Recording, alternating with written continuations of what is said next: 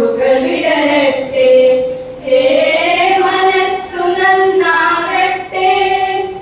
സൗഹൃദ സിദ്ധികൾ പൂത്താൽ, സൗവർണ്ണാഭ പരന്നാൽ, Kadavallur government higher secondary സ്കൂളിൽ വിജയോത്സവം 2024 അനുമോദന സദസ്സ് നടത്തി. കഴിഞ്ഞ അധ്യയന വർഷത്തിൽ സ്കൂളിൽ നിന്ന് 100% വിജയം നേടിയ വിദ്യാർത്ഥികളെ ആദരിക്കുന്ന സദസ്സ് AC മൊയ്തീൻ MLA ഉദ്ഘാടനം ചെയ്തു.